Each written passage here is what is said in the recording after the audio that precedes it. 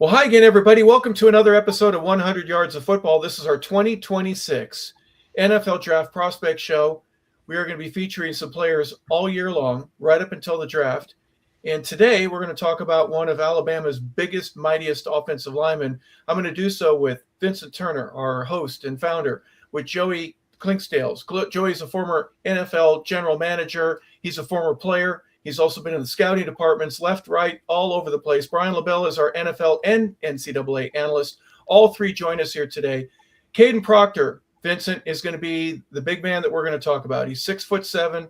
He's listed at 360 plus pounds. He could be 369. He could be 364. It doesn't matter. He's one biscuit away from 400, if you know what I'm saying. He runs a 5'140. And that to me is one of the things that really surprises me is how big this gentleman is. But how fast he's one of the biggest players out there. He's one of the fastest players out there, one of the tallest and heaviest. And he's the third ranking tackle right now. He's got some things to work on. But Vincent, what first and foremost impresses you most about this gigantic man that is supposed to be able to protect the quarterback and blow some massive holes away for running backs? His size. I'm gonna go back to a group I followed in the mid-80s. They had a song called Freakazoid. This guy's 6'7", 366 pounds, nicknamed Godzilla. He's got a lot of Orlando Brown Jr. and Orlando Brown Sr. into his game. On this past season, he only allowed one sack and 22 quarterback hits. And like I said, 815-pound squat, 535-pound bench press. He's got a 405-pound clean, 32-inch vertical. Most of all, I like his short area movement as a tackle. And we just talked about his size, a good understanding of playing along the offensive line, and he's got a lower base that can handle the bull rush very well. But if there's one concern for me, and I want all the other analysts, Mr. Cleanscales and Mr. LeBel and yourself, Hart, is that he played on the Alabama team that finished, I think, 101 rushing the football. Other than that, big guy, size, length, everything that you want in a first round tackle. Back to you, Hart.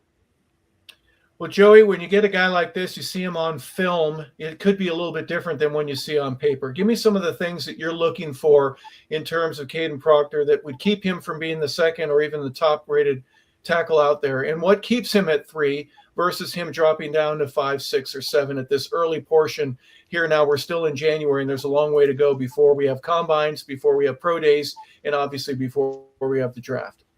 Well, I think the things that I like about this young man is the fact that he's a big athletic guy. For a guy that's 6'7", 366 pounds, he's pretty athletic. I mean, you can see him sink and bend at times when he wants to. His lateral slide is pretty good. He can adjust quicker at times, but once he gets his big hands on you, he's hard to defeat. Now, some of the things that he needs to improve on, he gets a soft up shoulder edge. A soft upfield edge sometimes. So on his left shoulder, because he's playing left tackle, he opens his gait. He opens his hips, and guys kind of get downhill on him, which allows pressure on the quarterback upfield. So he's got to work on that. He's got to work on playing, a lot more square, which will help him use his hand. He's got to push. He doesn't have a great punch. So when guys, pass rushers come up and he shoves the guys with his hands, he gets extension because he's a big guy that's got long arms. So you see all that. In the run game, he's more of a mauler. You would like to see him finish guys better at times. That's not to say that he doesn't do that. He can, with his sheer bulk, he can get on guys and push them around. But you like to see him reset the line of scrimmage from time to time, displace guys more often in the run game.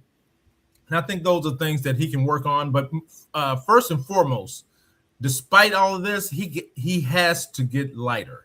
He's a 366, 368, and he's athletic. I mean, the guys at Alabama, they ran a screen to him a couple times, and I think one time he scored, the other time he got close to it. I think that was a carrot they were giving him. I think the messaging was, if you lose weight, we'll make you a bigger part of the offense. And I think they did that a couple times. But that being said, he's got to play in the 330 335 to 340 range. He just really does. The way the NFL game is, with the number of plays that are run, with the type defenders that he's going to face, uh, his fatigue factor, all those things will come into play once you. He's just such a large man, so he's got to first and foremost get that weight down, and he'll be an even better athlete. You know, an average human being, Joey, would have 5, maybe a 10% loss of total weight, and that would be detrimental in terms of your overall health. It would be such a shock. He's got time to get down to 340, 335, maybe even 330. I don't know if he's got a plan to be in the 320s, but certainly has time, and it would not have such a such a hindrance to his health in terms of, he's got room to grow. Brian, real quick, you took this picture, and I appreciate you grabbing this for us. Just look at the size of this guy's arms next to Mason Graham, who was a number 1 draft pick a couple of years ago. He's playing now with Cleveland, and just two gigantic human beings. But Kadyn Proctor, just one of those guys that it's a rare sight to see someone. It's going to be one of the largest human beings that some other people have ever seen in their life. But yet he's an above average NFL prospect for sure. But Brian, what sticks out to you? One of the things that I find exciting is that, he went to Alabama. Right here in this game, he's playing in a playoff. He's been involved in some big games. He plays week after week against some of the top competition, some of the fastest, some of the quickest, some of the strongest players on the defensive side. What are some things that stand out in terms of your mind? Well, for starters, the fact that he was able to just kind of take the starting tackle role as a freshman at Alabama, that's a big deal, right? I know the Saban era is over with and it's DeBoer's show now, but that still means something, right? To come in as a freshman, and he did struggle a little bit, right? He took his lumps. He had to kind of figure out the whole, pass blocking, especially the blind side stuff. But he did so on the fly. They trusted him enough, right? They threw him into that role. I think that means something, right? To have the trust of those coaches. And I think he got better each and every year. If you go back and look from his freshman year to his sophomore year to his junior year, which was his past year, fewer pressures, fewer sacks. He got better each and every day.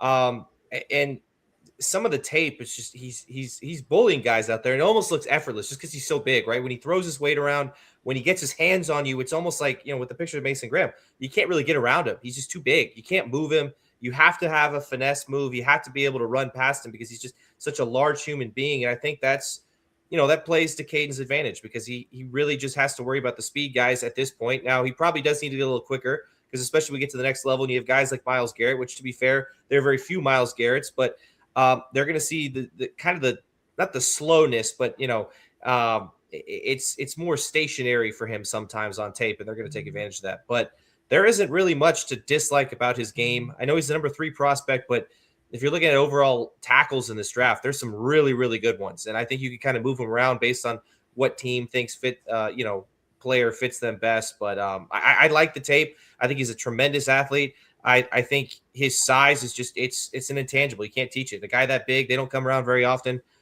His weight's a little high. We mentioned that, but the fact that he still moves pretty well at that size and at that weight is something to behold.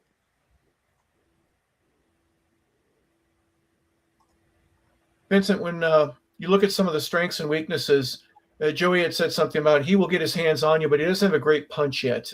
He may get a little bit too high in some of his blocks, especially later in a ball game where his fatigue level might affect his discipline in terms of things that he needs to do. Those are coachable features, though. Those are things that you can work on, and obviously whoever drafts him will have him in town the next day or not, or maybe that day, and he'll start getting coached up on the way that whatever team he goes to, let's just say the Raiders pick him, he's going to learn the Raiders way within 24 hours of his selection. What are some of the things that you think that he can get better at, but it's not going to be a determining factor in terms of the inability for him to be one of those high first round left tackles that is picked?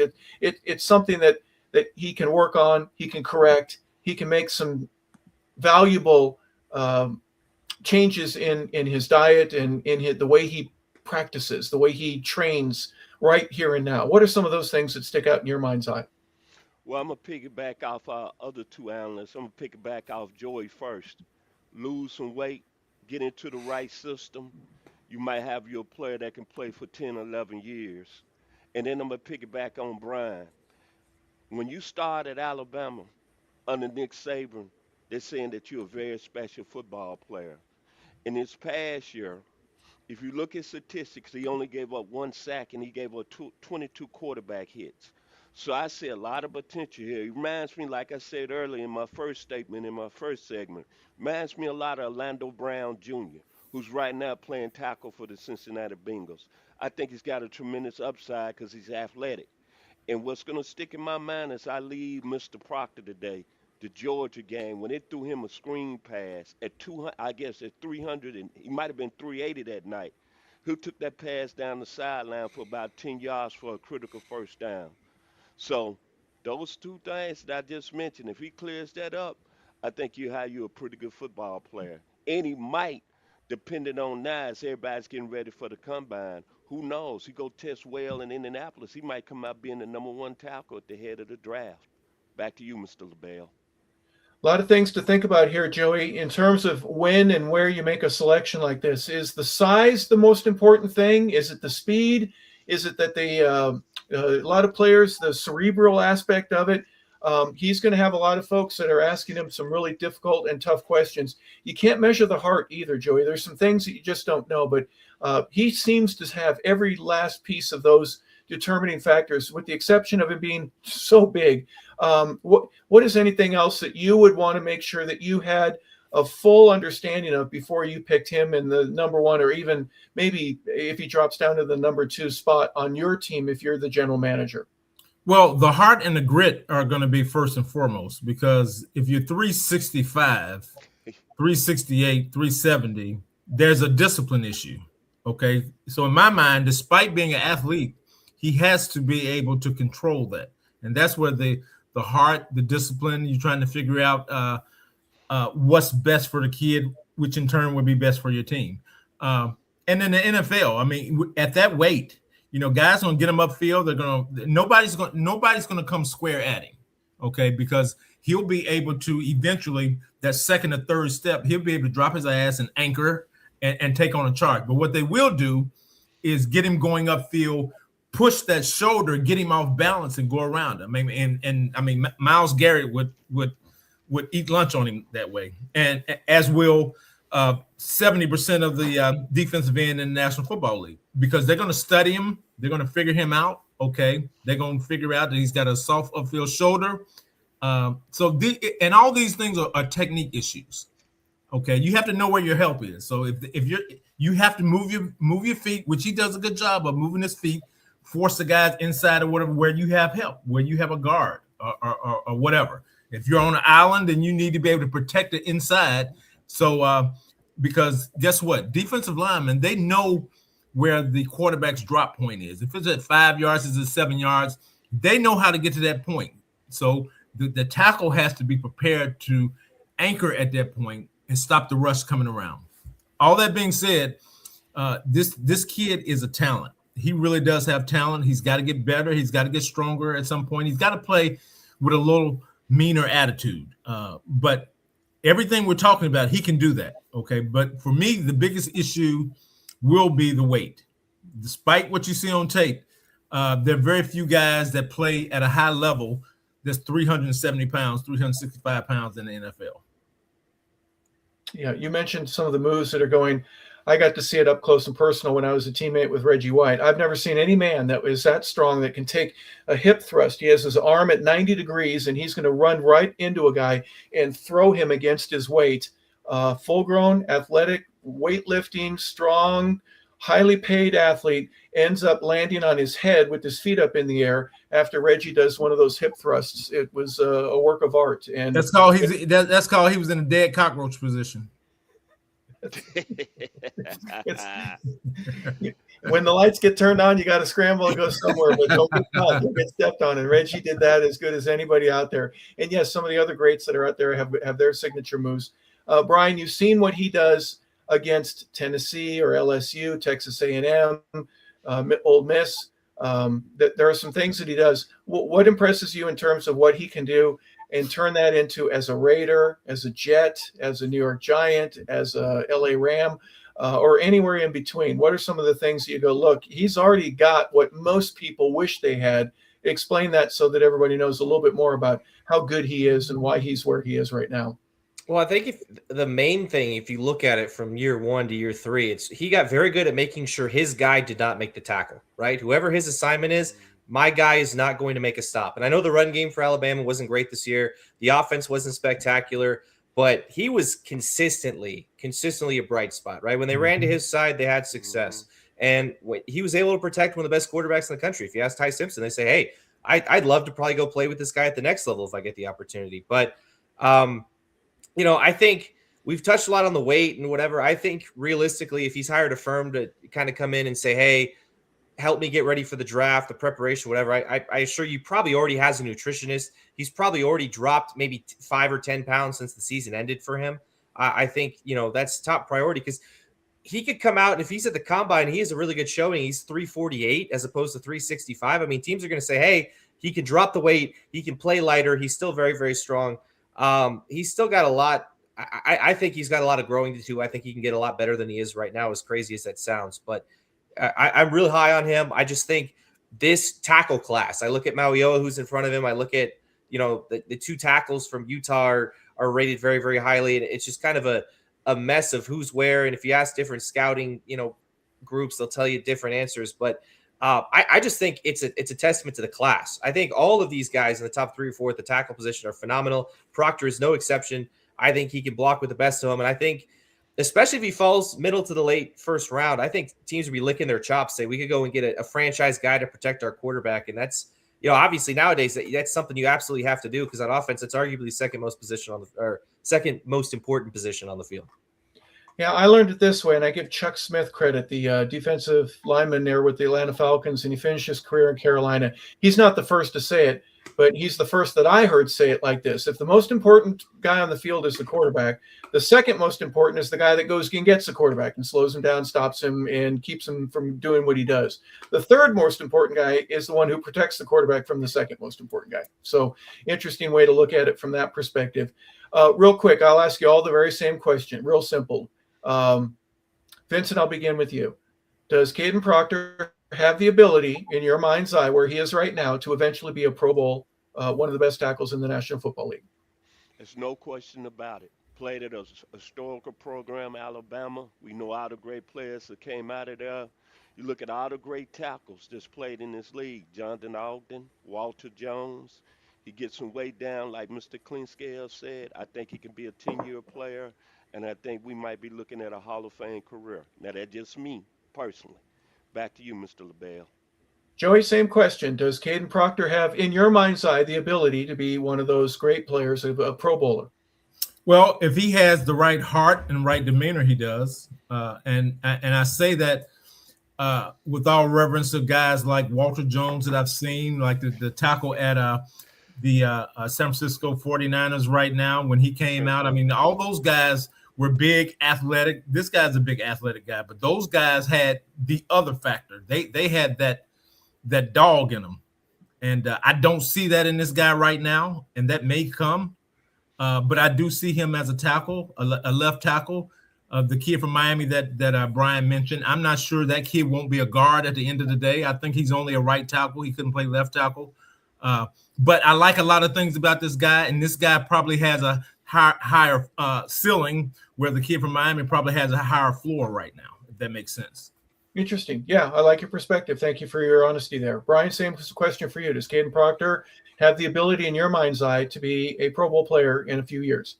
I think so. I think the only knock that I have on him and my true worry is he reminds me a lot of Evan Neal, who was also a left tackle at Alabama, who I thought was a surefire thing. I thought this kid's could be a Pro Bowler, all pro, whatever. And he got to the next level, and he was, I don't know if it's a heart issue where you question like how much he loves the game, but he has struggled, and he's still trying to figure it out here, almost to the back end of his rookie deal. So I don't think there's any such thing as a surefire thing. I think he's got the talent for it. I think the sky's the limit for this kid as far as like his size alone. Just everything else aside, he's a monster, mammoth human being. And if he works hard enough, I think absolutely. But time will tell. Hindsight is 20/20. You never know. But I think he absolutely has the potential to be a Pro Bowler, all pro caliber player at the next level.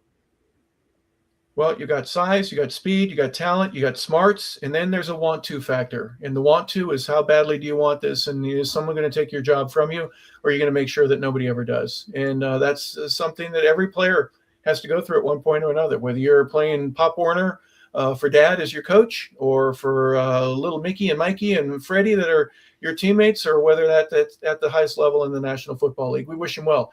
Kadyn Proctor has been the gentleman that we've looked at right here, an offensive tackle from the University of Alabama. This has been the 100 Yards of Football 2026 NFL Draft Prospect Show featuring Vincent Turner, Joey Clinkscales, and Brian LeBel. I'm Harper LeBel saying thank you for tuning in, everybody. We appreciate